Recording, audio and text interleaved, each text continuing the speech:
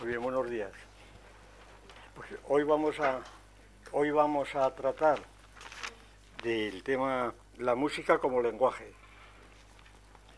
Y como es un tema muy amplio, lo haremos en 2 días, hoy y el día próximo, ¿no? La música como lenguaje. Bien. El tema es clásico, vamos. Música y lenguaje es un tema completamente tradicional, clásico. Y precisamente de esta circunstancia, pues voy a tomar yo pie para organizarlo como lo voy a organizar. Se puede organizar de muchas maneras, ¿verdad? Pero se me ha ocurrido que esta podría ser una de ellas. Y es la siguiente.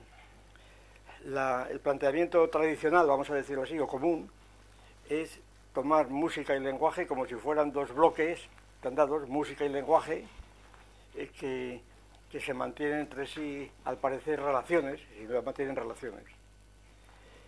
Y aquí me parece que reside la dificultad del asunto. Porque al tomar música y lenguaje como, diríamos, 2 ideas, 2 masas de fenómenos, como se quiera llamar, no sé, que todo el mundo sabe lo que quiere decir tras ellas, música y lenguaje, está dentro de nuestro léxico ordinario, pues al tomar en bloque estas 2 cosas resulta que o bien el tema se reduce a una especie de cuestión lexicográfica, de cuestión de palabras, es decir, bueno, pues a ver qué se entiende por música y por lenguaje, hacer definiciones abstractas y luego pues ver qué relaciones puede haber, un planteamiento pues más bien escolástico o gramatical, bien. Pero este planteamiento, que también es útil, que no digo que no sea útil, y permite muchas veces, pero sin embargo, yo creo que tiene en este caso la dificultad de que simplifica enormemente el problema y la cuestión, porque no permite o deja de lado pues la complejidad de circunstancias que están implicadas aquí. Es decir, aquí en la cuestión de música y lenguaje está implicado, pues yo que sé, por ejemplo, pues música instrumental, música vocal, pongamos por caso, pues qué sé yo, polifonía y monodia, por ejemplo, están totalmente implicados, ya lo veremos. Están implicados la cuestión del drama y la ópera, ¿verdad? Es decir, hay tal cantidad de cosas implicadas ahí, y por supuesto cuestiones totalmente filosóficas como es lo natural y lo artificial, ¿verdad? Si la música es natural o es artificial, y el lenguaje, en fin, están implicadas prácticamente todas las cuestiones que tienen que ver con la música, con la teoría de la cultura, con la antropología, está implicado todo, prácticamente todo. Y entonces, si esto es así, y además como tradicionalmente, cuando vamos viendo diferentes planteamientos del asunto, opiniones, etcétera, pues vemos la ambigüedad del asunto, que cada uno da soluciones o mantiene actitudes de uno u otro, pero son ambiguas, luego se corrigen. Es decir, realmente la impresión que produce, por lo menos que a mí me produce, es la de un caos completo cuando se trata de música y lenguaje, a pesar de que parece una cosa tan sencilla. Y entonces, pues, me ha parecido que lo más interesante podría ser muy interesante, empezar por una presentación dosográfica, diríamos, de opiniones, no histórica propiamente. No voy a hacer una historia porque la historia de este problema sería ya una empresa pues mucho más amplia y que vamos erudita, no es eso, no es una cosa histórica, es simplemente una selección de opiniones tradicionales, clásicas, relevantes sobre el asunto, para marcar las posiciones y para mostrar pues cómo estas posiciones tampoco están definidas. Bien, la cuestión es bastante parecida, o por lo menos se puede asimilar o analogar a otra cuestión también muy de moda en otro ámbito, ¿verdad?, que es la cuestión de matemáticas y lenguaje matemático, que se llama hoy día, ¿no? Lenguaje matemático. Esto empezó probablemente, esto se llama lenguaje matemático, probablemente empezó pues cuando aquella furia del burbaquismo por los años 40 y 50, ¿no?, la idea de que las matemáticas eran el instrumento absolutamente imprescindible para todo, incluso para la música, claro. que todo estaba regido, el pitagoreísmo, todo está regido por leyes matemáticas, y entonces, y así como música y lenguaje, el tema este, o la música es un lenguaje, etcétera, pues también tiene mucho que ver, seguramente, con la furia del estructuralismo, de la lingüística, ¿verdad?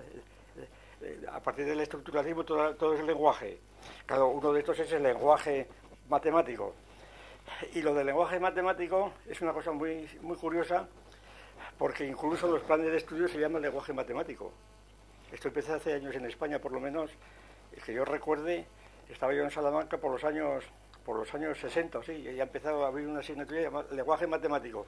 Los propios matemáticos aceptaron la denominación, incluso parecía que estaban satisfechos de ella, porque al parecer quitaba esa dureza a las matemáticas, ya era un lenguaje, ¿verdad? Era un lenguaje.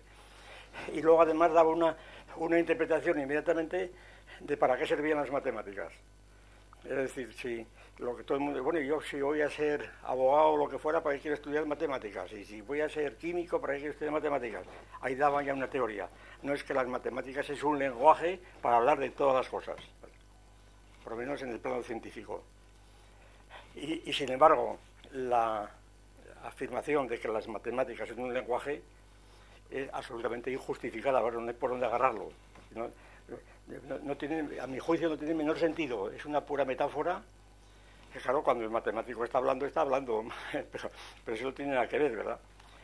Pues digo esto porque el problema del lenguaje matemático yo creo que tiene cierta semejanza con el problema del lenguaje musical, ¿verdad? Y que la música es un lenguaje, es un poco como decir las matemáticas es un lenguaje, son dos modas que han cristalizado, que han arraigado y que están completamente grabadas en todas las cabezas, ¿verdad? Prácticamente todas, vamos, nadie las discute. Bien, pues vamos a empezar la presentación de las dos posiciones extremas, diríamos, dos posiciones extremas sobre el particular, que son extremas precisamente porque se toman en bloque. Luego veremos que la extremidad pues queda reducida, ¿eh? que es una falacia decir que son posiciones extremas. Lo son en algunos puntos, pero hay tal cantidad de grados intermedios que, en fin. Bien, ¿cómo llaman a las posiciones extremas? Es decir, ¿cómo se denominan? Pues ahí está la primera dificultad, que unos, se podría decir, para mantenernos en los términos del tema, las extremas serían, primera posición, diríamos la tesis, la música es un lenguaje. Antítesis, la música no es lenguaje, ¿no? Serían posiciones extremas. Pero ¿hay alguna denominación, vamos, que no sea esta, tal como la hemos planteado nosotros? Pues sí, hay denominaciones que se parecen a esta. Por ejemplo, la distinción entre expresionismo y formalismo, que es muy utilizada en la historia de la música y demás. Expresionismo y formalismo. Entonces, el expresionismo pues sería una teoría que sostiene que la música es expresión. Si el lenguaje es expresión, pues la música sería un lenguaje que expresa, pues al parecer, los sentimientos. Porque esa es generalmente cuando se habla del lenguaje se sobreentiende el lenguaje de los sentimientos, es el lenguaje universal de los sentimientos. Bien. Entonces, el expresionismo sería una especie de versión o de forma de presentar la tesis de que la música es lenguaje. La otra, frente al expresionismo, estaría el formalismo. Entonces la música no expresa sentimientos, es otra cosa diferente, y por consiguiente esto tendría que ver que la música no es lenguaje, ¿verdad?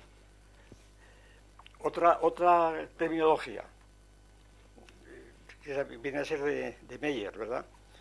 La distinción entre referencialismo y absolutismo.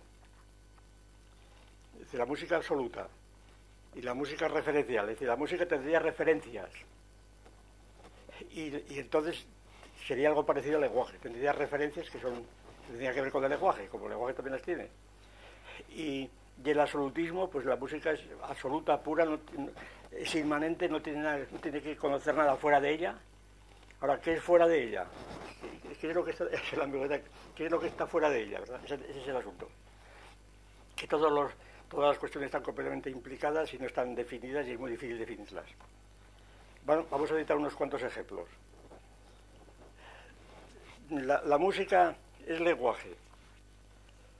Pues lo primero, quizá una de las fórmulas más conocidas y más citadas es aquello que decía Haydn. Dice, mi música la entiende todo el mundo. Mi música es un lenguaje que lo entiende todo el mundo. Muy bien. La dificultad de este asunto es que no hay quien lo entienda. Mi música la entiende todo el mundo. ¿Y esto qué quiere decir que lo entiende todo el mundo? ¿Qué es lo que entiende? Claro. Mi música la entiende todo el mundo. Pero bueno, primero, que no se sabe qué quiere decir entender. Si entender quiere decir, pues, por ejemplo, si hay un saltimbanqui o si hay un escalatorres, un escalatorres que sube por las torres, como subían antes y siguen subiendo ahora, en lugar de torres ahora suben por las fachadas, pero sí. Si hay un escalatorres que un ciudadano que quiere estar viendo a un individuo subiendo por una torre, por una fachada, pues entiende todo el mundo lo que hace, ¿no? Quiere decir que no hace falta conocimientos previos para saber lo que está haciendo aquel individuo, normalmente. Y sin embargo, por esa razón es un lenguaje, es lo que hace el escalatorres, que tiene que ver lo que hace un escalatorres con un lenguaje. Hombre, se puede decir, es que está expresando, pues qué sé yo, su audacia, su valentía. Bueno, pero el escalatorres está haciendo una serie de operaciones que no tienen que ver con el lenguaje. Sin embargo, lo entiende todo el mundo. Entonces, ¿qué quería decir Haydn con esto? Porque hay cosas, bueno, Rousseau cita una información que daba un tal Chardin, el caballero Chardin, en un viaje que había hecho al Oriente, donde describía, lo dice Rousseau en sus escritos sobre el lenguaje y la música, que los hindúes, decía este caballero, que cita Rousseau, que los hindúes, los comerciantes hindúes, en público se cogen las manos, uno, dos o varios, y se comunican por el tacto unos con otros, ¿verdad? Hablan con el tacto y se comunican perfectamente en público, manteniendo la reserva completa. Pero esto es música, ¿sabes? Están tocando, pero aquello no tiene nada que ver con esto. Sin embargo, se entienden, al parecer, se entendían. Entonces, la frase de Haydn, que es citada muchas veces como un ejemplo típico de que la música es lenguaje, dicho por un músico de la talla de Haydn, resulta que no quiere decir nada. Yo por lo menos no entiendo qué quiere decir, porque no se dice lo que mi música la entiende todo el mundo, no se sabe lo que es entender, y sobre todo qué tiene que ver esto con el lenguaje. Bien. Pero en esta misma línea pues podemos recordar, pues, por ejemplo, en la línea de que la música es lenguaje, la fórmula, la música es el lenguaje universal de los sentimientos, ¿verdad? Esa fórmula es característica de todo el romanticismo alemán. Del romanticismo alemán, principalmente, pues hay que citar aquí pues a Hamann, el mago del norte que llamaban, el Sturm und Drang, aquel movimiento, fuerza e impulso, ¿verdad? Tempestad e impulso, el Sturm und Drang, donde Hamann era uno de los más activos, ¿verdad? Y el propio Herder, sobre todo Herder, en varios sitios, sobre todo en la obra famosa suya Calígona, pues Herder también sostiene que la música es un lenguaje universal, aunque, aquí viene la segunda parte, aunque cada pueblo tiene su propia música. Entonces, ¿en qué quedamos? ¿Verdad? La música es un lenguaje universal, pero cada pueblo tiene su propia música, o debe tener su propia música, aunque luego es universal. ¿Verdad? Uno de los puntos centrales que tenemos que tratar aquí, lo del lenguaje. Y entonces, claro, porque la música luego resulta que Herder fue, entre otras cosas, el creador prácticamente del concepto de cultura. El concepto de cultura que hoy manejamos, la cultura objetiva, la cultura, etcétera, eso es obra de Herder. Por lo menos la tesis que yo os he escrito en el libro El mito de la cultura, en donde la idea de cultura, que es una idea muy relativamente reciente, esto es de Herder, ¿verdad? Porque antes la cultura significaba cultura subjetiva, cultura animi, crianza, educación, ¿verdad? Pero la cultura en el sentido que tenemos hoy nosotros, la cultura de un pueblo, etcétera, la cultura Esto fue Herder el primero que empezó, y no Kant, como dicen muchos alemanes, fue Herder. Y después, claro, después de Herder, pues todo el siglo XIX. Pues este Herder es el que precisamente considera la música como uno de los contenidos más importantes de la cultura de un pueblo, que además pues sería como la participación de una especie de música cósmica universal, que estás hablando, bueno, las ideas estas del romanticismo alemán y del idealismo alemán, ¿verdad? La idea de cultura está totalmente inmersa en estos conceptos metafísicos, en el peor sentido de la palabra, si alguno le quiere dar este sentido, ¿no? Son conceptos completamente metafísicos, sustancialistas, la cultura. Pues, por ejemplo, en esta misma línea, pues está, por ejemplo, la cultura como lenguaje universal, pues las ideas de Ximenos, es decir, es un tópico, es completamente utópico, como ustedes saben. Ahora, si frente a esto ponemos la antítesis, decíamos, la cultura no es, la música no es lenguaje, el formalismo. Claro, ahí la primera figura que tenemos es la de Hasley, como sabemos. Hasley, en su famoso libro, lo bello musical, la belleza musical, allí precisamente reaccionando contra el romanticismo, a mitad del siglo XIX, pues Hasley, que había sido un discípulo de Herbert, pues más o menos es el autor famoso de esa tesis, que se llamará formalista y que después ha instaurado pues toda la interpretación formalista de la música, a la que hay que incluir pues a Stravinsky y a tantos otros, ¿verdad? Y el formalismo en teatro, lo llaman el formalismo hoy día. Que algunos asocian a Kant, aunque esto ya, en fin, es más complicado, pero vamos a dejarlo, este asunto. Lo que dice Hasley es que la música no hay que entenderla como un lenguaje de sentimientos, sino que es una especie de construcción interna, inmanente, sonora, que se agota en sí misma y que por consiguiente no expresa nada, no expresa nada. Otra cosa es que no representa sentimientos, es estrictamente musical. Es la famosa teoría del arabesco, que procede de Hasley, ¿no? La música es un arabesco, son arabescos que se producen, lo cual no quiere decir que estén desconectados de la vida afectiva, pero la conexión es distinta, es oblicua, es secundaria, no es que originariamente sea expresión de sentimientos, es otra cosa diferente. Por lo menos cuando la música empieza a ser ya suficientemente compleja. Y entonces, pues la música, pues, no es lenguaje, una palabra, no es lenguaje. Claro, la cuestión aquí es que lo que dice el formalismo de Hasley se interpreta muchas veces como una eliminación de todo componente afectivo o de toda referencia, ¿verdad? Y simplemente como una reducción de la música al puro arabesco sonoro. Y tampoco es esto lo que dice Hasley, porque también incorpora muchos contenidos, muchos componentes indeterminados, algunos de los cuales también son lingüísticos, pero no todos. Es decir, que de hecho no adelantamos absolutamente nada al decir una cosa a la otra, ¿verdad? No adelantamos nada, es decir, estamos la cuestión intacta desde el principio. Ese es el asunto. Bien. Quizá el primero que disoció totalmente la música y el lenguaje, a pesar de los pesares, el primero fue Platón. A pesar de que a Platón se le invoca una y otra vez, ¿verdad?, por razones distintas, pero yo creo que en el Cratilo de Platón, el famoso diálogo de Platón, donde trata sobre el lenguaje, precisamente, sobre la rectitud del lenguaje, pues Platón en el Cratilo distingue de un modo terminante el lenguaje de la pintura y de la música, precisamente. Es decir, que una cosa es el lenguaje y otra cosa es la pintura y la música. Eso es lo que dice Platón en el Cratilo, entre otras muchas cosas, claro. De Platón tenemos que hablar ampliamente porque en el Cratilo yo creo que está el principio de una verdadera filosofía de la música, desde el punto de vista de Platón. Pero pues esto ya lo hablemos en su momento. para atenernos a este asunto de lenguaje y música. Platón distingue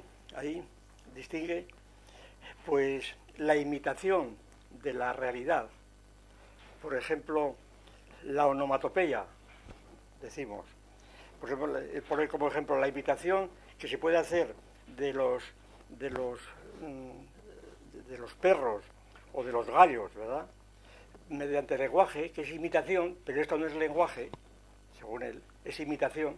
Y dice Platón, y esto es como la pintura o como la música, esta es la cuestión. Y el que está imitando onomatopéicamente a un perro o a un gallo, entonces está simplemente imitando, está pintando, está haciendo música, pero no está hablando, no está nombrando, es lo que dice Platón. No es lo mismo nombrar que imitar. La prueba, dice Platón, es que si fuera imitar, únicamente podríamos hablar de cosas sonoras, mientras que el lenguaje, es decir, únicamente sería posible el lenguaje onomatopéyico, cuando el lenguaje, insiste Platón, habla de cosas que no suenan, ¿verdad? Que no son sonoras, por consiguiente no puede imitarlas por el sonido. A pesar de esto, esto es una cosa muy curiosa también, yo he conocido a muchos lingüistas, algunos de primerísima fila, ¿verdad? Si no hace falta citar los nombres, pero son de primerísima fila en España, que cuando me veían a mí leyendo al Cratilo o cosas parecidas, me decían, pero ¿cómo andas leyendo estas cosas, verdad? Si Platón tiene las doctrinas de lenguaje totalmente opuestas a lo que hoy se lleva, que es la teoría de Saussure, la conexión arbitraria entre significante y significado, ¿no? La arbitrariedad del signo, que decía Saussure, y que es un dogma, viene a ser un dogma de la lingüística saussuriana y de la restante. Claro, como Platón sostiene las tesis de Cratilo, del Cratilo platónico, cuando discute Hermógenes y Cratilo, es que hay una cierta conexión interna, el orzotetos nomos, es decir, hay una conexión interna entre las palabras y las cosas, es decir, que la palabra y la cosa no son simplemente dos entidades que están asociadas arbitrariamente, como parece que se desprende del hecho de que lenguas diferentes designan lo mismo con palabras diferentes. Esa es la prueba realmente que dan los lingüistas. Claro. Desde el punto de vista lingüístico, el hecho de que haya varios idiomas que para designar la mesa, pues unos dicen table, otros trapeza, otros tis o lo que fuera, pues ya es mayor prueba de que el lenguaje es convencional y que los significantes son arbitrarios porque la mesa está así. Claro, la tesis de Platón es que no es así, que hay siempre una conexión interna, intrínseca entre la palabra y la cosa, por decirlo rápidamente. Y esto les parece pura metafísica, cuando lo que está diciendo Platón es totalmente diferente. Eso me parece que no se han leído al Cratilo. Si lo han leído, lo han leído con anteojeras y no lo han entendido. No han entendido exactamente. Bien. Lo que Platón está diciendo es que el artesano del lenguaje, el onomaturgos, como dice él, el artesano del lenguaje, el demiurgo del lenguaje, cuando está nombrando, está haciendo una cosa totalmente distinta de lo que hace el músico o de lo que hace el pintor, ¿verdad? Está imitando. No está imitando, entonces, sonidos. Está haciendo otra cosa, nombrando, dice Platón, está nombrando. Y claro, y nombrando mediante los sonidos, eso sí, nombrando mediante sonidos, de manera que efectivamente la música se parece al lenguaje en que ambas utilizan el sonido, concretamente la voz, ¿verdad? Por ejemplo. Y entonces, como ambas utilizan el sonido, pues parece que habría ahí una conexión entre música y lenguaje, pero esa conexión es como si dijéramos, por tanto, que los hombres somos gusanos porque los dos tenemos cuerpo, ¿verdad? El hecho de que tengamos cuerpo o que participemos ciertas características comunes no quiere decir que sea lo mismo, sino todo lo contrario. Entonces, nombrar es algo totalmente distinto del lenguaje. Ahora, ¿cómo se interpreta esto? Pues aquí vienen 40.000 interpretaciones del platonismo. Pues porque es que el sonido es algo y la música tiene que ver con los sentidos, es puramente se mantiene en el plano sensorial del cuerpo, por tanto, mientras que el lenguaje es intelectual, es el entendimiento, ¿verdad? El lenguaje es lo intelectual, lo racional, dicen otros. ¿Claro? Entonces resulta que este dualismo es el que está ahí completamente interfiriendo en la teoría del lenguaje y la música, ¿verdad? La música sería sensible, estética inferior, como decía Baumgarten, ¿no? O gnoseología inferior, mientras que la poesía, claro, sería superior, sería intelectual. Claro, pero este conflicto es el que ha llevado constantemente la cuestión de música y lenguaje, como veremos a lo largo de toda la historia, constantemente esta cuestión. Entonces, lo que quiero decir, simplemente, que como no vamos aquí a hablar del cretino, que la tesis de Platón no va por ahí en absoluto, no va por ahí. Que está mucho más cercana de lo que parece a muchos de las teorías naturalistas del lenguaje y que al espiritualismo. También va por otro lado, pero en fin, de eso en su momento lo hablaremos. Bien. Otra posición, que es un poco la inversa de las anteriores. Es decir, la música es lenguaje, bueno, ya vemos las dificultades. Pues vamos a hacer la inversión. No es que, lo que ocurre es que el lenguaje es música. ¿Verdad? El lenguaje es música. Que es otra de las tesis que se han sostenido constantemente. No es que la música sea el lenguaje, es que el lenguaje es música. ¿Y qué quiere decir esto? Pues querría decir que lo que llamamos hablar, el habla, es por sí mismo musical. Y con esto se da un giro completamente, al parecer, a la cuestión, porque resulta que ya desde el origen, la música está siendo lenguaje, porque el lenguaje ya es música por sí mismo. Claro, ¿qué se quiere decir con esto? Pues esta es fundamentalmente la tesis de Rousseau. Esta es la tesis de Rousseau, ¿no? En el famoso escrito de Rousseau sobre el origen de la lengua, de las lenguas y de la música, Rousseau sostiene literalmente esta expresión. Al hablar, pues estamos siempre cantando. Estamos cantando. Se cita Rousseau a Dionisio de Halicarnaso cuando dice que Dionisio dice que en el acento, en la acentuación del lenguaje ordinario, pues que él había observado que cuando el acento es ascendente, que hay una quinta de diferencia, y cuando es descendente otra quinta de diferencia.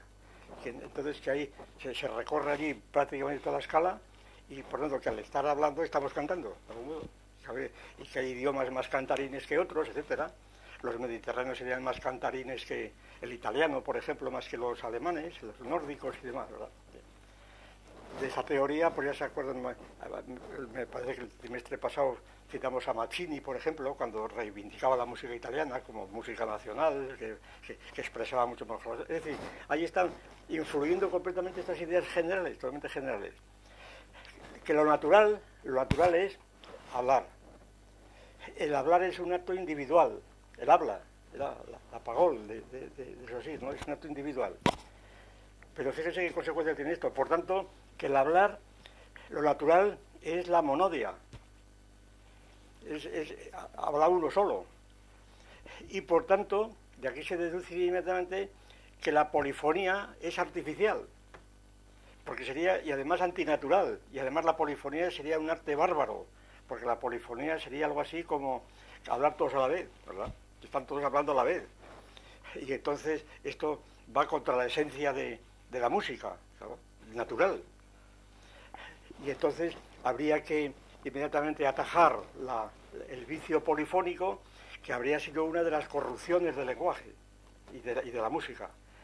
Una de las corrupciones del lenguaje habría sido esto.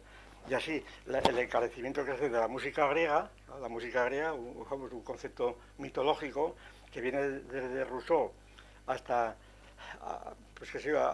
Galileo, vamos, el padre de Galileo, que como sabe fue uno de los más importantes teóricos de la música moderna, del Renacimiento. Pues lo natural es la monodia y la polifonía es un arte bárbaro que habría que suprimir, pero curiosamente porque la polifonía significa además una especie de privilegio de la música sobre el texto, sobre el lenguaje. Claro, porque como cuando la polifonía, tal como la interpretan estos, desde el punto de vista de Rousseau, pues como la polifonía no se entiende lo que se dice, como, en la polifonía, una palabra o una sílaba empieza a, a modularse durante un montón de compases, ¿verdad? Con la misma palabra, ¿verdad? Y entonces ya pierdes completamente el sentido del texto. No se entiende lo que se dice. Como resulta que el Concilio de Trento, precisamente, porque muchas veces se dice, no, es que resulta que esto es una reacción del Renacimiento contra la Edad Media. Pues no, contra la Iglesia, ¿no? Porque el Concilio de Trento había establecido y había decretado que la música en los templos pues fuese una música donde el texto sagrado se entendiese perfectamente, se pudiese entender. Y para poder entender el texto sagrado, cuando lo está cantando pues un sacerdote, pues está cantando él solo, pero no están cantando todos a la vez en coro, y además cosas distintas, unos una quinta más abajo, otros subiendo los intervalos, otros bajando, lo cual se llama una algarabía completa que no se entiende nada. Entonces, esto se interpreta enseguida en el sentido de que privilegiar la polifonía es tanto como privilegiar la música sobre el texto, sobre el lenguaje. Y por tanto, que la música no es lenguaje, en ese sentido. Claro, es una incidencia verdaderamente sorprendente. Claro, y en esto abundó, sobre todo, pues Galileo, como digo, Vicencio Galileo, que era el padre de Galileo, que fue director de la Camerata Florentina y que es considerado como uno de los grandes focos, ¿verdad?, de transformación de toda la música moderna, ¿no? Porque a lo sumo se toleraba que la música, la monodia, pues fuese acompañada, pero el acompañamiento siempre subordinado al texto. El acompañamiento era para reforzar el texto, siempre subordinado, pero siempre en plan de ayudante, la metáfora famosa de Diderot y tantos otros, como el color al dibujo, ¿verdad? El dibujo debe estar perfectamente planeado y luego viene el cromatismo. Aquí el texto debe ser lo fundamental en una obra musical, y luego en una obra que se presenta, expresiva, ¿no? Y luego los sonidos es para reforzar, para colorear, para dar cromatismo a lo fundamental que es el texto. Por tanto, lo esencial en la obra de arte, pues es esto, claro. Todo eso está en relación, como vemos, además, con el incremento de la música instrumental. Que tiene relación directísima con esto. Es decir, la música instrumental, como es bien sabido, claro, es muy anterior, pero cuando empieza la música instrumental en serio a emanciparse de la vocal y por tanto del lenguaje, es también pues el siglo XV, XVI y XVII, coincidiendo pues con el desarrollo de la tecnología, los ingenios del Renacimiento, las armas de fuego, los ingenios, los autómatas, ¿verdad? Es decir, el desarrollo de una tecnología en todas las situaciones en donde resulta los artilugios para levantar piedras, los andamios, que se consideran cosas del diablo, aquello de Turrialdo, ¿verdad?, cuando mediante artificios logró subir las aguas del Tajo hacia Toledo, ¿no?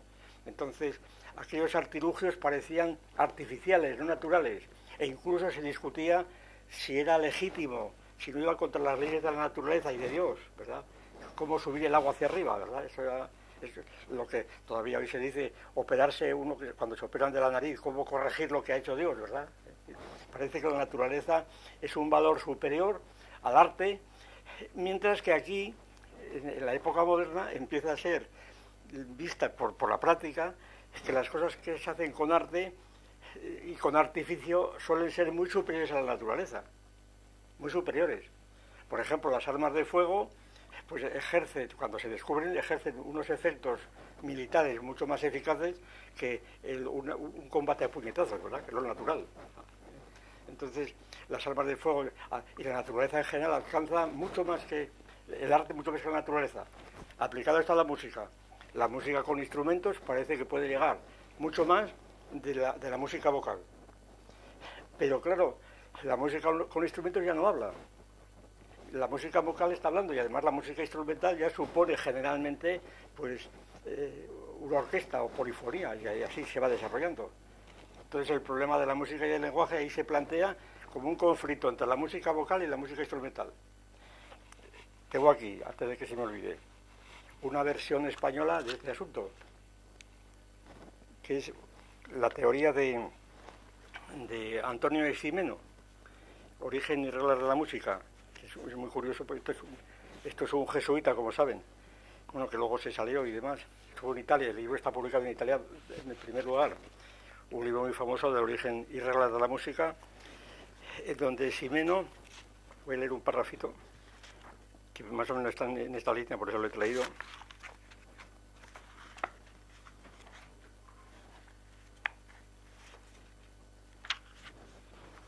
Dice Eximeno, naturaleza, bueno, Eximeno es un matemático, además, esto es muy curioso, que Eximeno es un matemático de primer orden, y aquí toda la primera parte del libro pues está estudiando pues cuestiones matemáticas y aritméticas de proporciones y demás respecto a la música. Pero precisamente y curiosamente, precisamente por ser matemático, él llega a la conclusión de que la música no es matemática, ¿verdad?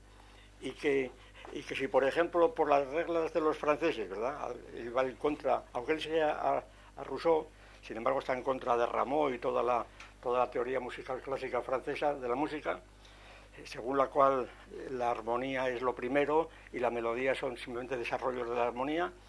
Él dice no, que lo primero es la melodía, es como Rousseau, lo primero es la melodía. Y por tanto, que es el hablar, ¿no? La melodía es el discurso sucesivo, ¿verdad? Y que es el habla. Y entonces, y por tanto, y el habla individual, la monodia. Y entonces, que ahí es donde está la esencia de la música. Y que si, por tanto, un matemático, mientras que la armonía parece que se presta mucho más a especulaciones matemáticas y a reglas, y que si, por ejemplo, un armonista dice que bajar de quinta menor está prohibido, pues que sin embargo si suena bien, que qué le importa a él la regla matemática del asunto, ¿verdad? Es decir, él va en otro nivel. Y entonces dice este texto, ¿no?, es muy breve. Dice: es necesario distinguir en el lenguaje las palabras de los tonos de voz. Claro, ya en el lenguaje hay palabras y tonos de voz. Aquellas se dirigen a la mente de los que la escuchan. Aquí está el dualismo famoso. La mente de los que la escuchan para hacerles comprender las propias ideas. Y estos van directamente al ánimo para imprimir en él los afectos correspondientes a las ideas. De manera que está ahí el dualismo, alma y cuerpo, espíritu y cuerpo, está desde el principio, sin que no se haga explícito, pero ahí está funcionando. Dice, y como las ideas que se refieren al espíritu y los afectos del ánimo que se refieren al alma encarnada, al cuerpo, diríamos, a los sentidos, y como las ideas y los afectos tienen un mismo origen en la imaginación, las palabras o las ideas sin los tonos conmueven indirectamente el ánimo, y los tonos sin las palabras excitan indirectamente las ideas. Vemos por experiencia, etcétera, etcétera. Y de la mencionada naturaleza del habla se deduce claramente que la música es un verdadero lenguaje. Entonces, que la música es un lenguaje, ¿por qué? Porque originariamente la música es melodía, es monodia, está en el habla, y porque la música es un lenguaje por sí mismo, claro.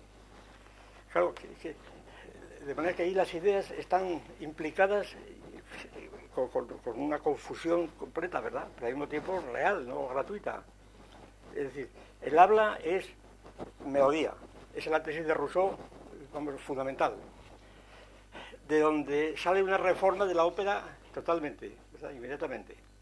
La ópera debe, que es la reforma de Gluck, más o menos, la reforma de Gluck, es decir, la ópera está debe privilegiar la melodía frente a toda la serie de la melodía ya cantada para que siga el texto, Luego allí, naturalmente, ya hay muchas discusiones de si la música es simplemente pues un acompañamiento o si tiene sustantividad por sí misma. Claro, ahí las posiciones son totalmente diferentes, como natural. En el caso de Gluck, concretamente, como es bien sabido, pues se supone que Gluck no pretendía en absoluto subordinar la música al texto, a la poesía, ¿verdad?, sino que se supone que las dos eran esenciales y que se trataba de hacer una especie de justaposición de ambos componentes, de lenguaje y música, en el todo del drama musical. Por eso a veces se le considera precursor de Wagner y cosas de eso.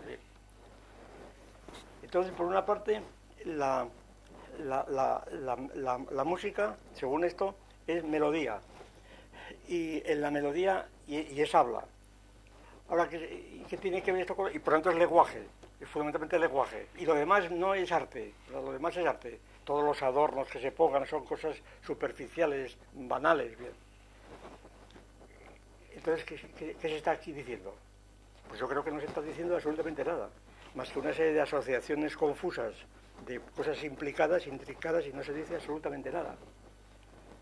Por ejemplo, si lo que se dice, y es lo que hace Rousseau, yo creo, es una especie de cambiada, vamos a decir, una especie de cambiada.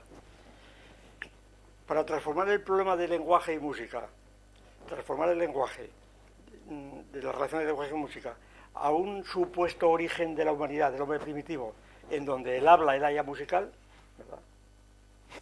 Aun concediendo que lo fuera, pues que no tiene nada de particular que lo fuera, es una hipótesis totalmente plausible, es decir, que originariamente no hubiera distinción entre música y lenguaje, en los hombres de las cavernas que citábamos el otro día, de ahí no se deduce nada. ¿Por qué? Pues porque de lo que partíamos era que la música y el lenguaje son cosas distintas en principio, son cosas que pueden ir disociadas, y el hecho de que vayan asociadas en un principio no implica que sea lo mismo, que el lenguaje sea música, sea lo mismo. Se podría poner un ejemplo, vamos a ver, si me ocurre lo siguiente.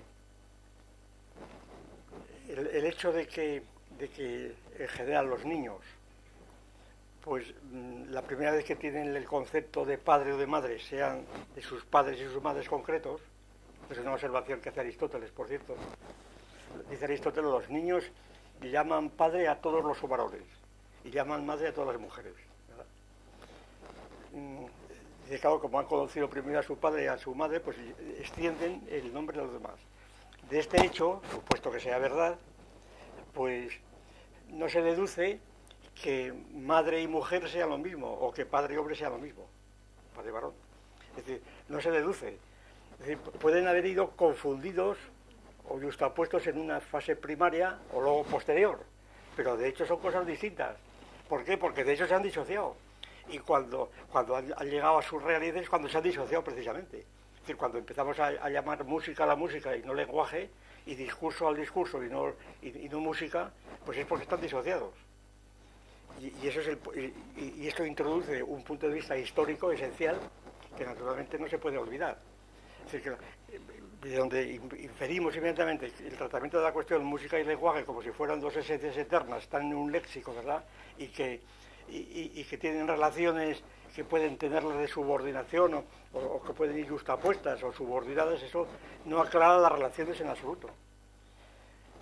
Y esto es lo que hace Rousseau, yo creo, y lo que hace Isi menos y lo que hace tantos otros. No es que en su origen, bueno, pero el origen lo que el origen no aclara en absoluto, ni el origen ni el hecho posterior de la conexión, por ejemplo la ópera o en el oratorio. El hecho de que la música vaya generalmente asociada a un texto que se va cantando, ¿verdad?, no implica que la música sea lenguaje. El componente musical y el componente lingüístico, por así decir, siguen siendo distintos. No se reduce uno a otro, esa es la cuestión.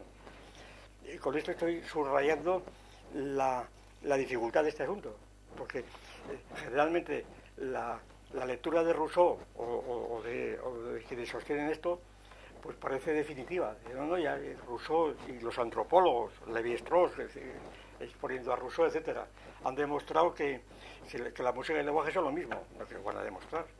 Lo que han demostrado es otra cosa, ¿no?, suponiendo que lo hayan demostrado. Lo que han demostrado es que, de hecho, la música va asociada con el lenguaje. Pero entonces, de lo que se trata es ver esos componentes de lenguaje y música en qué consisten. Es decir, no ocurrirá entonces que cuando decimos que la música es lenguaje, lo que estamos haciendo es simplemente transferir los componentes lingüísticos de una misa o de un oratorio o de una ópera a la música, ¿verdad? Estamos transfiriéndolos. Y entonces no estamos diciendo nada, estamos simplemente diciendo que el lenguaje es lenguaje, ¿no? Porque si la música cantada es lenguaje es por el canto, ¿no?, por el canto con palabras. Y entonces decir que la música es lenguaje es porque tiene de lenguaje lo que tiene de palabras. Es decir, no estamos encerrados en el mismo círculo. Bien, claro, esto sigue adelante, esta cuestión se complica naturalmente, pues con esto que he citado, pues que con lo que he dicho es suficiente, con la cuestión de la interpretación de la ópera, de si la ópera debe estar subordinada enteramente al texto, o si la música, que es la posición, pues ya digo, de los clásicos, ¿verdad? O bien si la música debe ser independiente, la posición de Mozart en la famosa carta a su padre, ¿verdad?, donde la música es independiente, o bien si ambos deben estar combinados de un modo armónico, pero que no se sabe cómo. No se sabe, lo difícil es cómo se combina esto. ¿Y por qué los sonidos? Claro, porque cuando, por ejemplo, dice pues es que la música de Gluck, ¿verdad?, por ejemplo, en el Orfeo, ¿no?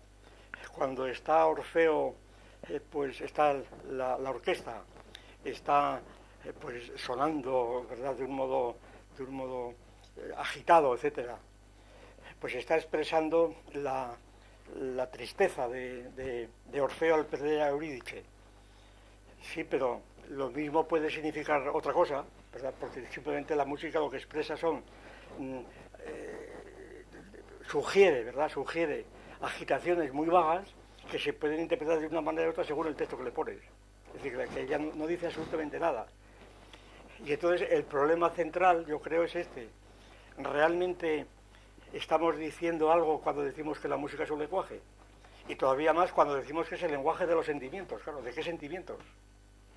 Es decir, lenguaje de los sentimientos, que eso prácticamente va unido a la expresión. Cuando las fórmulas que he citado de Herder, etcétera, es el lenguaje universal de los sentimientos. Esa es el sobreentendido. La música expresa los sentimientos. Y por consiguiente, si no hay sentimientos o afectos, no hay lenguaje musical, no hay música.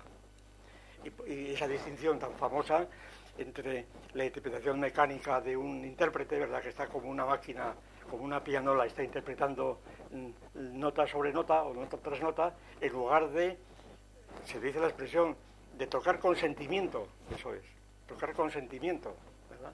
De manera que el sentimiento parece que lo aporta el intérprete y que cada vez más, también lo saben perfectamente ustedes mejor que yo, el compositor, a partir del siglo XVI y XVII, va dando más instrucciones en las partituras para no dejarle en libertad, ad libitum, ¿verdad?, del intérprete, lo que quiere decir, porque no se fía de él.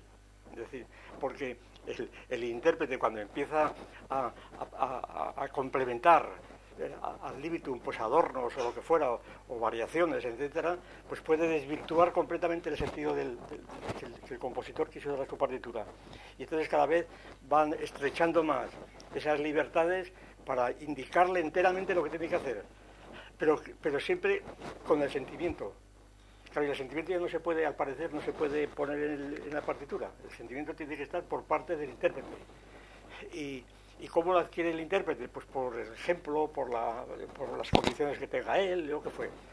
Es decir, que entonces aquí el sentimiento parece que está completamente embebido en la propia música. Pero claro, ¿y qué sentimiento es este? Los afectos, como decía. Ya dijimos otro día que sentimiento es un concepto muy reciente de Tetten, del siglo XVIII, pero es lo que se llamaban antes pasiones, afectos o lo que fuera. Es claro, el sentimiento, o como dice Krause, en la teoría de la música, como el armonismo de Krause lo resuelve todo sencillísimamente, diciendo la música, dice, es la colaboración mediante el sonido del entendimiento, de la voluntad y del sentimiento. Ahí no se equivoca, la verdad. Allí está todo metido. Y entonces en la música debe haber la armonía de las tres partes, etcétera, etcétera. Claro, pero ¿cuál es el entendimiento y cuál es el sentimiento y cuál es la voluntad? ¿No? Es que no hay que lo entiende, son simplemente palabras. Entonces, claro, porque cuando se habla del sentimiento, ¿de qué sentimiento se habla? Del sentimiento de tristeza, de depresión, de alegría, ¿de qué sentimientos? ¿Sentimientos psicológicos? ¿O se habla de los sentimientos del de los propios sonidos, de las sensaciones sonoras propiamente. ¿De qué se habla? Claro, es evidente, si nos atenemos. Yo he hecho este año un experimento que muchas veces lo había hecho, ir leyendo durante temporadas de ópera los comentaristas, que es más o menos lo que el público más o menos percibe en una ópera. Pero va a haber Lucia da Mermuro, va esto. Tú lees los comentarios que hace el público o los que hacen los críticos musicales, y entonces prácticamente está todo basado en el texto, todo. De vez en cuando, como adorno, ponen allí alguna cuestión técnica, pero no, ahí lo que te cuentan es enteramente son la tragedia de yo qué sé, de Sigfrido, o lo que fuera, ¿verdad?, o de Lucia da Mermur, lo que fuera, y te van contando toda la historia, y es una interpretación psicologista enteramente de la obra musical. Es decir, entonces el público se estremeció, ¿verdad? El público sintió una gran alegría o una gran emoción, claro, muy bien, y son todas cuestiones psicológicas. Y si le quitas eso, parece que le iría allí a escuchar música, porque no tendría sentido. Escuchar allí sería una cuestión puramente académica, puramente propia de profesionales, ni eso siquiera, ¿no? Porque no tocarían con sentimiento. Porque al parecer el intérprete tiene que estar imbuido en el texto y representarlo. Entonces, claro, estamos ante una cuestión tremenda, porque prácticamente estamos en la cuestión de la pregunta de qué es la música. La música es expresión, lenguaje de sentimientos, lenguaje universal de sentimientos, y sentimientos honestos, subjetivos, como cuando se dice que los efectos terapéuticos de la música, los efectos, esto ya desde los griegos, ¿no?, desde Terprando, ¿verdad?, de cómo la música pues, puede comunicar valor o puede deprimir, etcétera, etcétera. Pero entonces la música parece que se disuelve como tal y es una especie de teurgia pues para excitar o suscitar sentimientos, o para expresarlos por parte del autor. El autor expresa allí sentimientos y luego el que oye los reproduce, etcétera. Claro, este terreno, como vemos, que es el universal, por eso es tan difícil tratar de estos temas, porque esto es enteramente contracorriente. Simplemente el poner en duda que los sentimientos que cada cual pone al escuchar música, y gracias a la cual la aguanta, ¿no?, gracias a ello aguanta la música, es un 90% de los que van a un concierto, pues es simplemente pues negar la naturaleza de la música. Parece que la música es eso y no otra cosa, ¿no? Bien, en esta línea, claro, pues la música y la teoría de la música ha recibido multitud de apoyos por el hecho, como digo, de que se parte no ya en el origen, sino de hecho en la música cantada. Y sobre todo la gran parte de todas las teorías musicales clásicas de la música están hechas sobre música cantada. Sí. ¿Qué es la música? Dice un tratado medieval de música. ¿Qué es la música? Dice, pues la música es el arte de enseñar a cantar exactamente. De enseñar a cantar exactamente. Es una definición clásica de la música. Claro que es una definición escolástica lo que hacían. Claro, la música es saber, sobre todo cuando se ha descubierto la partitura, la notación, es enseñar a cantar exactamente, es decir, decir exactamente lo que pone la partitura. Ahora, esto es la música, enseñar a cantar perfectamente. ¿Y cómo se interpretan entonces los afectos? Pues ustedes conocen la cantidad de teorías que hay, pues qué sé yo, desde Charlino, ¿verdad?, que intenta, en pleno siglo XVI, intenta encontrar unas correspondencias entre los intervalos y el texto. Es decir, cuando en el texto aparece algo de alegría, pues el intervalo sea siempre el mismo, parecido, y que además esto sea natural, que no sea convencional, claro, porque la convención en música es abundantísima también, hay muchas cosas que son totalmente convencionales y que dependen enteramente de la música de la etnomúsica, diríamos, de la cultura en que se mueve la música. Es decir, de las pautas más o menos convencionales recibidas ya por tradición de que esto significa esto y que esto significa lo otro. La marcha fúnebre es esto y una marcha militar es esto otro, ¿verdad? Ya se ha sobreentendido que es esto y entonces hay que interpretar sentimentalmente este asunto. Bien, ha habido muchísimas intentos. Uno de los más conocidos es el de Cook, de hace unos años, un musicólogo americano, en donde Cook intenta pues hacer un léxico, un vocabulario musical, a base de ir interpretando los significados emocionales que tendrían pues diferentes estructuras musicales. Pues, por ejemplo, la tercera menor indicaría depresión, ¿verdad? La tercera mayor significaría alegría. Las otras serían emocionalmente neutras. Pero claro, alegría, temor, estamos en lo mismo, ¿verdad? Aparte de que la monotonía es que no puede sacar más, no puede sacar más. Cualquier otra cosa que ponga ya viene del texto, ya no es de la música. Y luego estas correspondencias del léxico parece que intentan demostrar que en los sonidos se expresan ciertas unidades afectivas, unidades que equivaldrían a los monemas en el lenguaje, ¿verdad? Unas unidades semánticas que serían estas, pero claro, eso está por demostrar.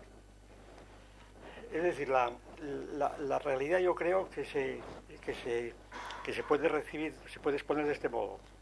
La música, sencillamente, y el lenguaje van unidos de hecho. Y cuando se han separado y no sabemos en qué proporciones los componentes y qué significa cada componente y por qué transferimos lo musical a uno y lo lingüístico a otro, y entonces no sabemos qué es el lenguaje. No estamos diciendo lo que es el lenguaje, no lo que es la música. Estamos simplemente partiendo de la cuestión de hecho.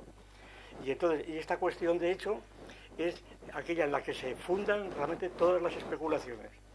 Y cuando se dice que la música es lenguaje es porque se está uno refiriendo a la música cantada o a una metáfora cuando es la música instrumental. Es un lenguaje cuando no lo es. Claro. Pues claro, decir que la música representa siempre el sentimiento, pues no es así. Basta poner los ejemplos, pues qué sé yo, aquella obra de Villalobos, ¿no? De New York Skyline, una obra donde Villalobos pues expresa en su obra el perfil de los rascacielos de Nueva York.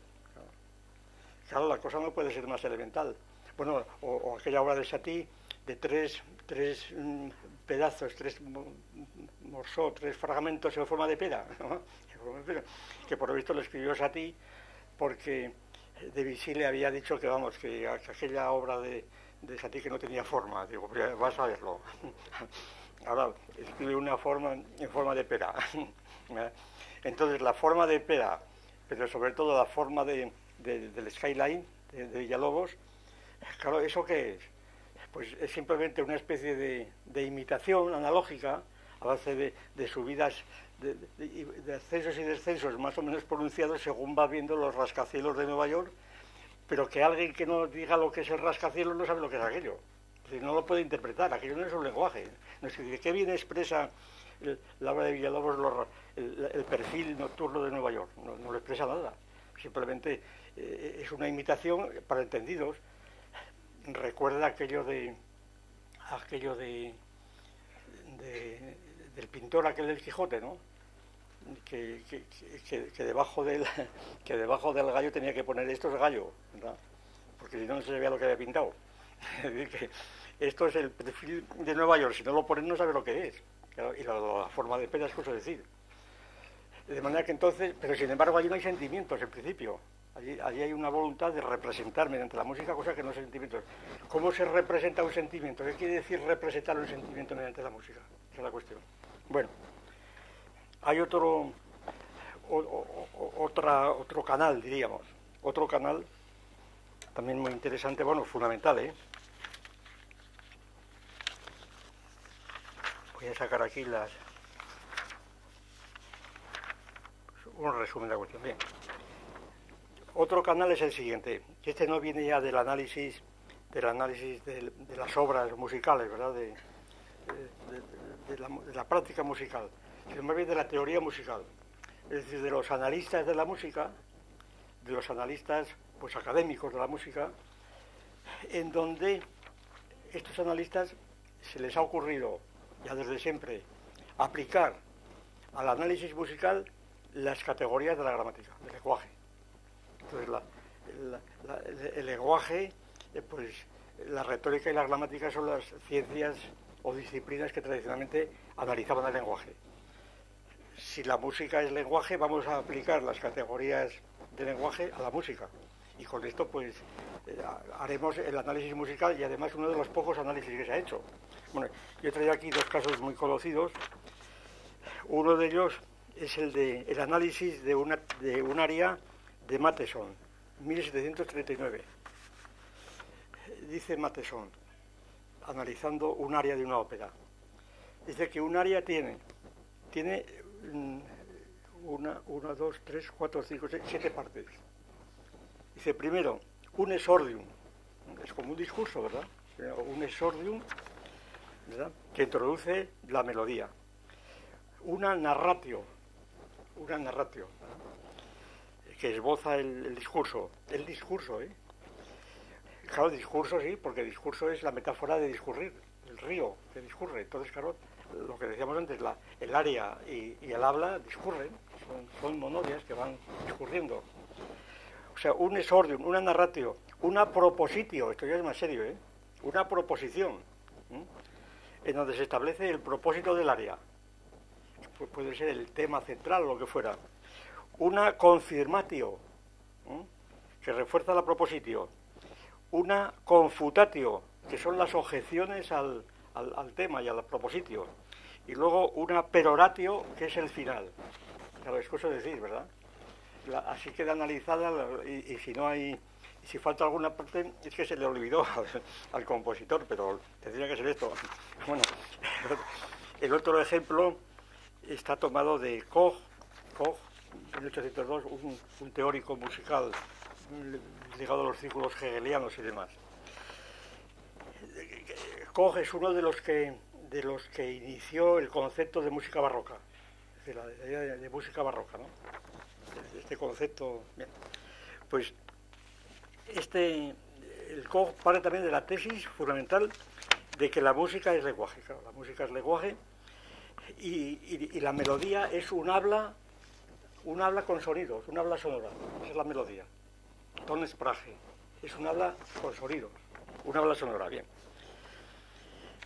Entonces, con lo que intenta Koch, KO, como el del vacilo de Koch, ¿verdad? KOCH, lo que intenta Koch es analizar, pues, el discurso musical y la estructura musical.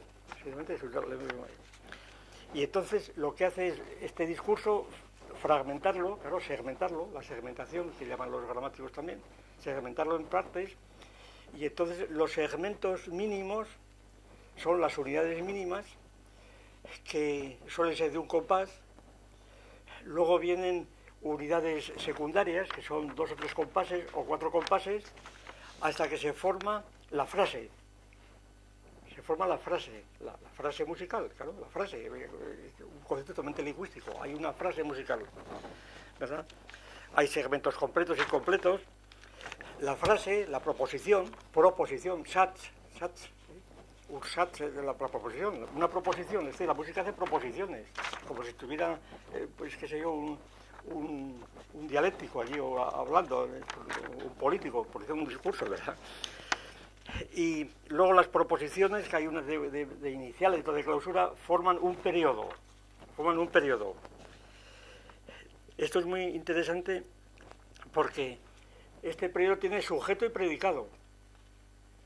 Tiene una parte que es un sujeto y otra que es un predicado. Eso ya es... Y es curioso que sujeto viene a ser el tema. Y es una terminología que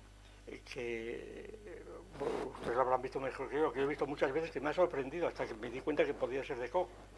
Que muchas veces yo lo atribuía más bien a influencia francesa, que llaman sujeto en el sentido de la disertación, el sujeto, el tema, ¿verdad? El tema de disertación, que al tema llaman sujeto. El sujeto de esta obra es este, y el sujeto es el tema, y el sujeto es una cosa que viene por vía lingüística a través de Koch, ¿verdad? El sujeto y el predicado. Claro, es cosa de decir que semejante análisis, y que por otra parte fue uno de los análisis que después han tenido más posibilidades, porque a fin de cuentas es un esquema de análisis, como otro cualquiera, ¿no? Es un esquema que está ahí dado. A fin de cuentas, la estructura del lenguaje gramatical pues está ahí presente en la música, pero ya interpretada de este modo, y luego seguramente también porque cuando esto se aplica a una música dramática, a un melodrama, pues allí seguramente hay periodos y proposiciones y tesis, claro, pero que dependen del texto, claro, del texto. Cuando el protagonismo de la obra, Electra, está diciendo esto, está haciendo proposiciones, pero lo está haciendo dentro del texto de la obra, no de la música, ¿verdad? Bien, pues así sucesivamente. Voy a terminar esta parte solamente refiriéndome a una de las obras más conocidas y más importantes que se han producido en este contexto, que es la obra de Susan Langer, ¿verdad? La filosofía, una nueva clave, en donde trata de este tema del centro, y además de un modo realmente, pues yo creo que de lo más importantes que puede haber, por lo menos es consciente ella perfectamente. Bueno, el libro ya es del año 40, pero es un libro que tuvo mucho efecto, mucho impacto, y todavía sigue citándose continuamente. Filosofía, una nueva clave. Susan Langer era una discípula de Cassirer, y de ahí toma toda su teoría de las formas simbólicas y demás, ¿verdad? El famoso libro de Cassirer, Filosofía de las formas simbólicas. Y además estaba muy al tanto de todas las teorías del Círculo de Viena, de Carnap, de Wittgenstein, etcétera, que es de donde parte realmente la Langer, ¿no? Es decir, la idea, porque esto es muy largo de explicar, vamos, así en esencia, la cuestión es la siguiente. El neopositivismo de Viena, el Círculo de Viena, un movimiento que hubo en los años 20 y 30, fundado por Maurice Schlick, y que es un famoso, el fundador del Círculo de Viena, que eran físicos generalmente y que se dedicaban a la teoría de la ciencia. Este Schlick concretamente fue asesinado al subir las escaleras de Viena, etcétera. Pues uno de los más, y luego se fueron a Estados Unidos con los nazis. Pero en fin, una de las figuras más relevantes fue Carnap, y luego Wittgenstein, que no era del Círculo de Viena, pero en fin, estaba muy ligado con ellos, y viceversa. Bien, la teoría del Círculo de Viena, aplicada al lenguaje científico, este es el punto de partida de Langer, el análisis de los lenguajes científicos y todo lo que ellos implican, entre ellos la teoría de la verdad, de Tarski, etcétera, pues supone un dualismo total entre la vida emocional, la vida de los sentimientos, digamos, la vida subjetiva, psicológica, y el lenguaje científico, que sería un lenguaje objetivo. Esa es la cuestión. Es decir, la distinción de Carnap y de todo el Círculo de Viena es esta. Por una parte está el lenguaje público, que es el lenguaje científico, y que es la pintura de los hechos. De ahí son muy poco platónicos, ¿verdad? El lenguaje pinta los hechos.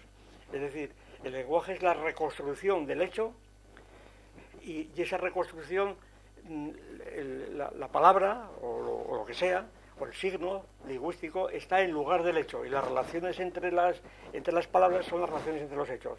Es la famosa teoría del isomorfismo, que por ejemplo la explica muy bien Reichenbach en un libro que tiene Objetivos y métodos del conocimiento físico. Esto se puede escribir muy bien.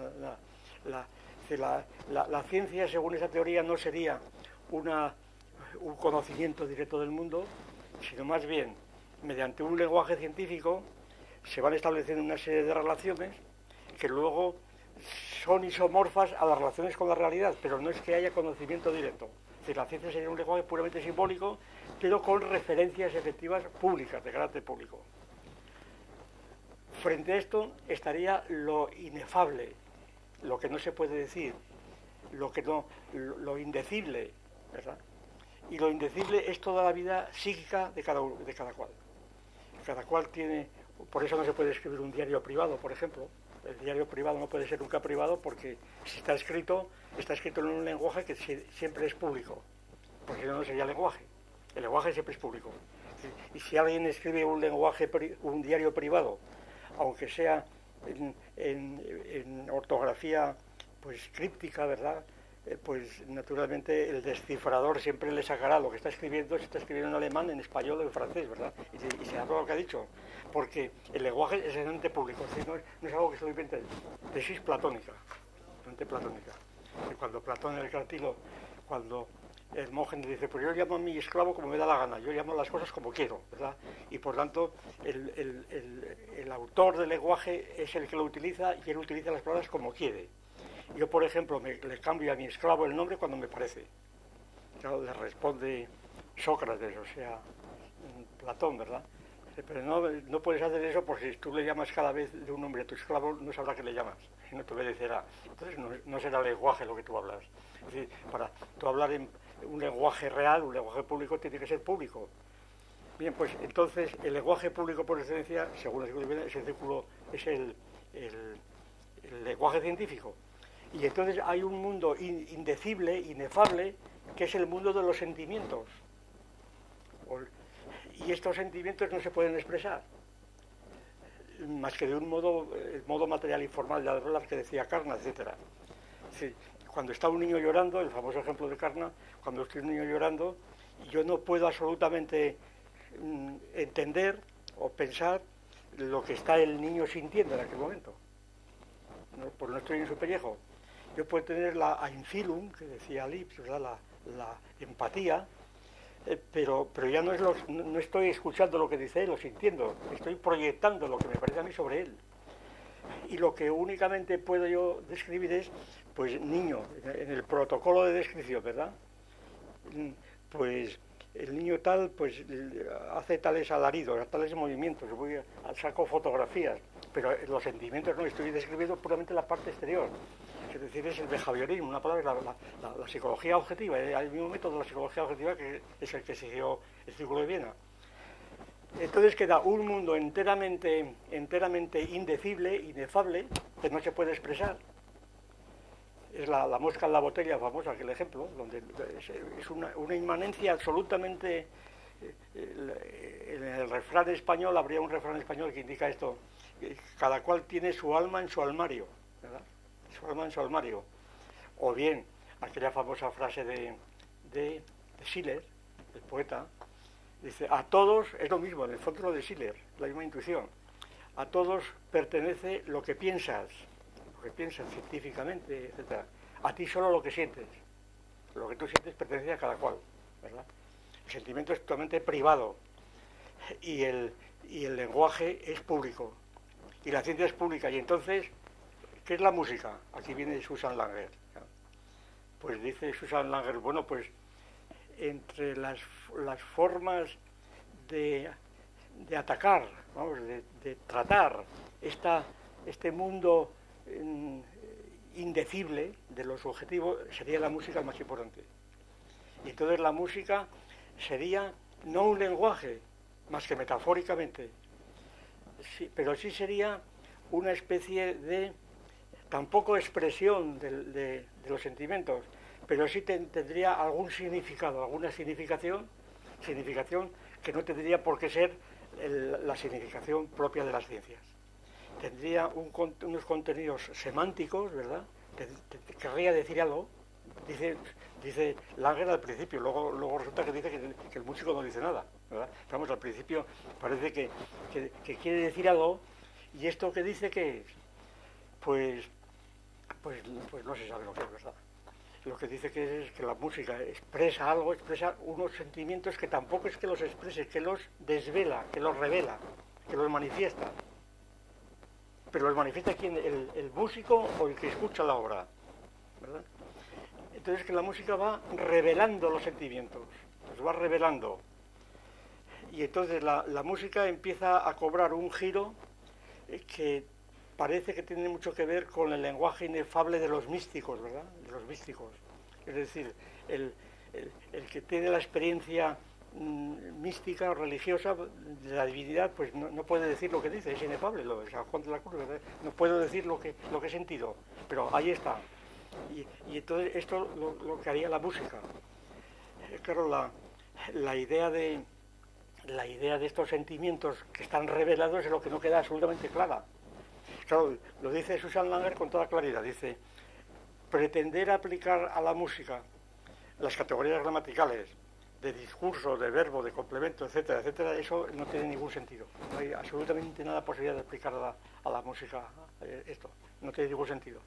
Pero, sin embargo, no por ello hay que negar de plano totalmente que la música no tenga significado ninguno. Tiene un significado distinto. Y este significado es simbólico. Es simbólico. Es decir, porque, y en el fondo lo que viene a decir, lo que dicen todos estos, es que este significado simbólico es que el significante de la música es el propio significado. Es decir, que es autopresentación, que es una autopresentación. Pero claro, si el significante del significado quiere decir que la música no es que no tenga significado, es que no es significante. Porque, ¿cómo vamos a entender un significante que no tiene significados? Si la esencia del significante es su carácter alotético, es decir, el significante es significante como signo porque representa algo distinto del mismo. La idea del signo que se representa a sí mismo es una idea de Schelling, además, es la idea de los signos tautogóricos que decía Schelling. Entonces la música lo que estaría es representándose a sí misma, a los mismos sonidos. Es un modo de defender el formalismo otra vez, un formalismo que ya no es el formalismo estrictamente pues externo, ¿verdad?, académico, sino que es un formalismo que consiste en escuchar el rumor, por así decir, que la propia música hace en cada cual, pero claro, esta música tiene que estar fundada en el sentimiento. ¿Pero por qué en el sentimiento?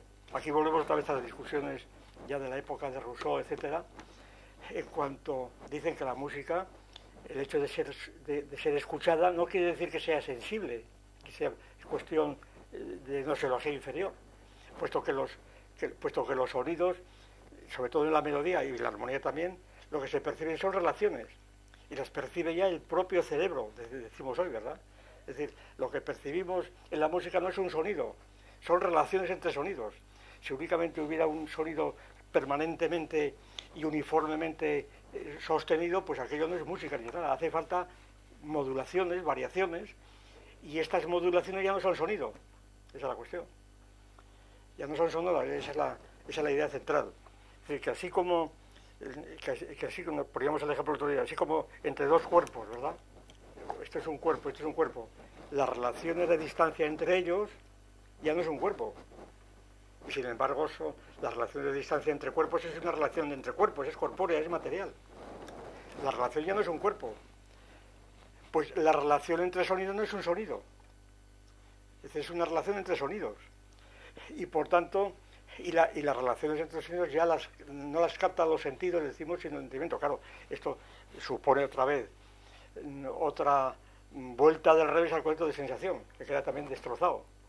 Porque cualquier fisiólogo dice hoy día, eso lo expone muy ampliamente Walter Rey en un libro que tiene muy conocido y muy bonito que se llama El cerebro viviente. Estaba publicado en el Fondo de Cultura Económica, uno de esos breviarios, ¿no? Ahí en El cerebro viviente pues expone Walter Rey pues cómo la percepción de un animal o de un hombre es siempre relación. Es decir, cuando percibimos un tono de rojo o un sonido, lo percibimos siempre en relación con otros. Es decir, que no ya es que, de ahí toda la cuestión del estructuralismo y del gestaltismo y demás. La percepción ya supone ya el entendimiento. Dicho de otro modo, la distinción entre percepción y entendimiento es completamente superficial. Es lo mismo, porque si no, no hay percepción. Y las sensaciones que no son percepciones son esas sensaciones protopáticas de Salvador Gil, que no son sensaciones, que no es nada, ¿verdad? Es una cosa amorfa. Es decir, que cuando estamos hablando de que la música está siendo autopresentada, tautogórica, y entonces que está siempre esperando algo, que tiene expectativas hacia algo, que es a lo que va a venir, claro, a lo que va a venir, pero lo que va a venir musicalmente. Eso parece evidente, que está en el tiempo, que es un tiempo sucesivo. Es un poco lo que decía Aristóteles, aquella famosa observación de Aristóteles: ¿por qué nos gusta la música más la música cuando la oímos por segunda vez? Y dice Aristóteles: ¿será porque al placer de escuchar unimos el placer del recuerdo? Bien. Pero es que el recuerdo el recuerdo, es decir, la anamnesis, es lo mismo que la prólesis. Es decir, el que está escuchando la música y sabe lo que va a venir es porque anticipa lo que va a venir, ¿verdad? Y si lo anticipa es porque lo ha oído antes, o ha oído cosas similares a lo que va a venir. Es decir, la relación entre la anamnesis, entre el recuerdo, y la prólesis, la anticipación, es esencial al recuerdo. Y por tanto, el que no tiene oído, lo que quiere decir es que no tiene ni análisis ni prólesis, que le da todo lo mismo, ¿verdad? Que está oyendo ahí un barullo de sonidos que no sabe ni dónde vienen ni a dónde van. Cuando empiezas a percibir pues que lo que viene de algo va a terminar hacia algo, ¿por qué? ¿En virtud de la intrínseca naturaleza de la música o en virtud de las pautas culturales que me dicen que nos han educado el oído, decimos, ¿no? Educado el oído es las fórmulas más groseras y más que puede haber, ¿verdad? Es como decir que el cuerpo está hecho de carne, ¿verdad? Pues es una cosa grosera, pero no, con esto funcionamos, ¿no? Entonces, queremos decir que esta música que estamos anticipando es la condición para que podamos entender la música, que son relaciones otra vez. Si alguien no tiene ni la menor noticia ni la menor expectativa de lo que va a venir, que es los inconvenientes que se le ponen a la música atonal, a la música temática, etcétera, que aquellos son una serie de sonidos donde está esa situación de agnosia, que dicen los psiquiatras, ¿verdad? De agnosia, donde no sabes absolutamente nada de por dónde vienen una cosa.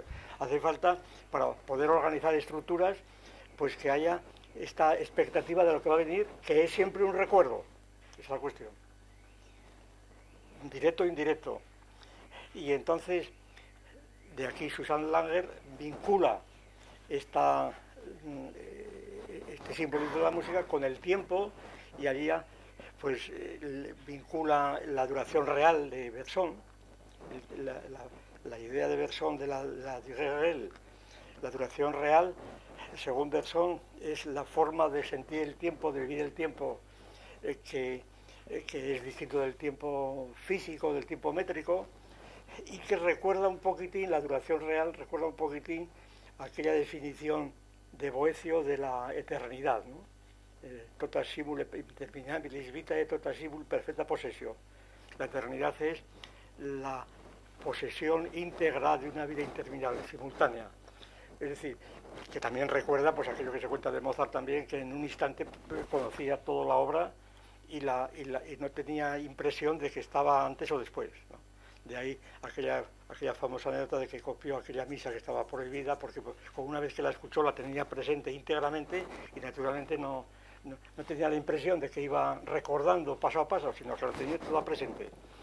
Es decir, que esto más o menos tiene que ver con la duración real de Bergson. Y entonces la música tendría esa visión del tiempo que tendería a ser esa duración real, pero que en el fondo ahí no se ve que tienen que ver los sentimientos, sino son sentimientos de la propia duración real de los sonidos y de las tonalidades, etcétera. Es decir, otra vez vuelve al formalismo. Y entonces, ¿por qué llamar esto lenguaje? ¿Verdad? ¿Por qué llamar esto lenguaje? ¿Por qué no relacionarlo también pues con una droga? Simplemente con una droga donde se producen situaciones extrañas muy similares a esta, por lo que describen los psiquiatras de drogadictos, ¿verdad? Donde la agnosia, el tiempo presente, la idea de la aurora y del mediodía eterno, a partir de unas descripciones de Nietzsche, ¿verdad? Pero que resulta que lo que Nietzsche describió, y se considera en Nietzsche como un gran hallazgo de la teoría del tiempo, de la filosofía del tiempo, resulta que es un síntoma de muchos enfermos mentales, esquizofrénicos y demás, que tienen ese síntoma del tiempo eterno, del mediodía eterno, ¿no? Tienen la impresión de que están viviendo en lo eterno, que no pasa el tiempo, lo ven todo conjuntamente, están en la eternidad, están locos, claro, completamente, están locos o tienen una visión, o decimos que lo están, no sé, pero por lo menos están en los libros de psiquiatría, no están en otro lado. Entonces, la música es lenguaje. Yo creo que el objeto de esta exposición ha sido demostrar que al decir esto no sabemos lo que decimos. O decimos tantas cosas a la vez que no sabemos lo que decimos. Bueno, pues vamos a interrumpir un poquitín.